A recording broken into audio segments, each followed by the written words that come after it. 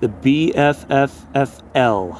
For over 10 years, the revolutionary force in fantasy sports entertainment.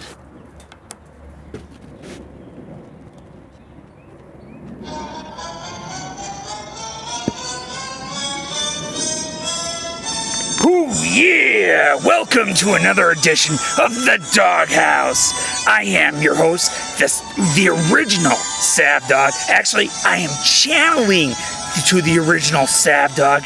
Yeah, as I have gotten this original SavDawg in me for this week. There's nothing I can do about last week. It was not a good position I was in. Be green. You earned your win this week. You earned your tiger stripes. The SavDawg obliges, and it was not a good position I was in. But you know what? The cream will always rise to the top. Yeah. Now, this week, we are going to talk a little bit about what's going to happen because I am still going to be, the World Heavyweight Champion of the BFFFL. Yeah, too many F's there.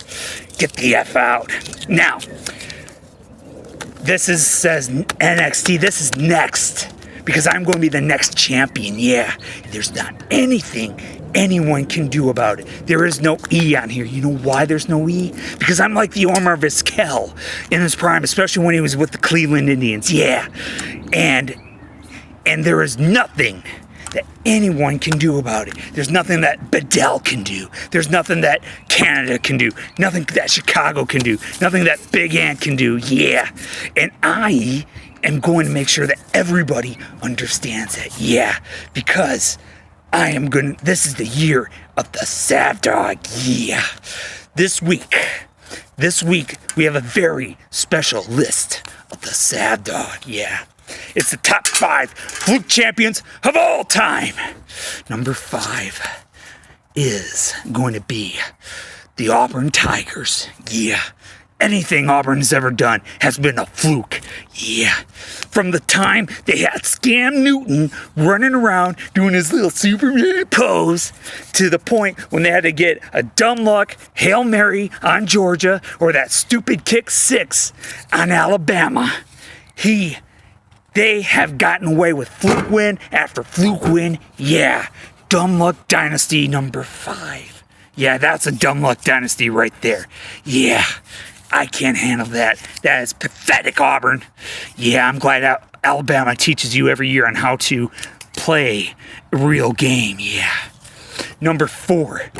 This one's a little bit painful for the evil Harbor Dynasty, and honestly, I have a soft spot with this one too. The 1997 Florida Marlins. Yeah, that was a fluke group. You know why they were a fluke group? Because they were the best team that money could ever buy. I can only think of Edgar Renteria as the only Marlin product they have. Everyone else, Gary Sheffield, Bobby Bonilla, Jim Eisenreich, Al Leiter, Kevin Brown, all of those guys were brought in. They were bought by the Wayne Huizenga, a.k.a. the other $1 million man.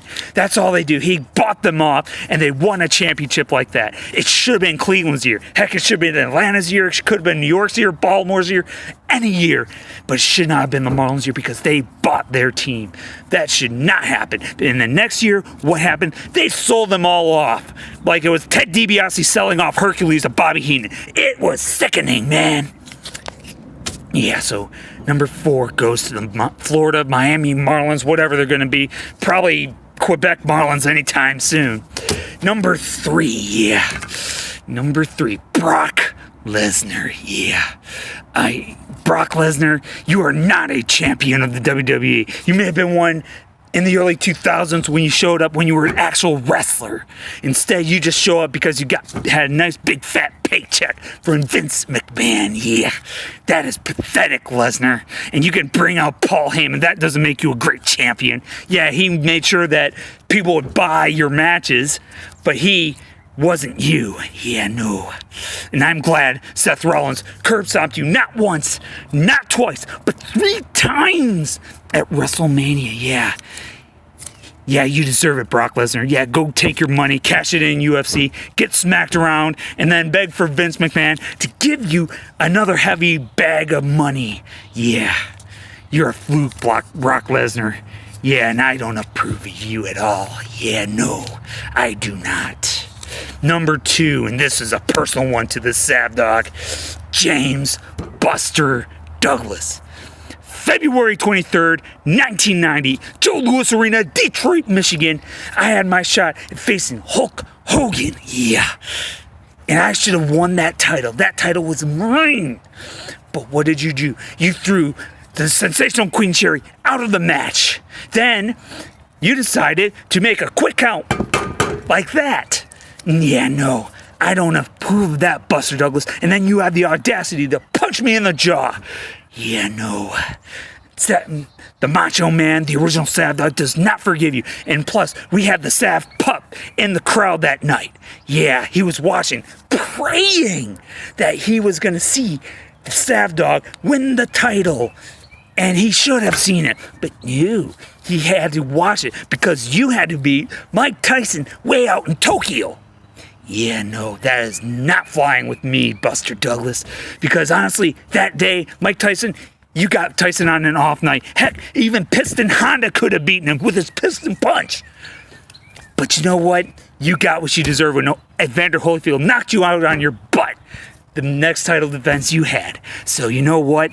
You are still one of the greatest flukes of all time. And number 1 is my opponent this week. Yeah, I'm talking to you, Cody. Dumb Luck Dynasty. Large and in charge for the last 2 years. The dumb trade after dumb trade, dumb pick after dumb pick. You lucked out every time. I don't know how you did it. Maybe it's because A-Harb was gone last year. He probably could have beaten you for the championship. Probably should have beaten you for the championship. But neither here or there. And the year before, I still don't know how you did it. And every time the SavDawg has you beat, you had to pull out some miracle on a Sunday afternoon to beat the SavDawg. Well, I'm telling you, Cody, look in my eyes. You are not going to take down the SavDawg this week. Yeah, no. You are going down. You're going to go down. Your championship run is going to fall. The belt will fall. And the league will fall to the SavDawg. Yeah. And there's not anything can do about it. Especially you, Cody Nobles. Dig it. SavDawg out.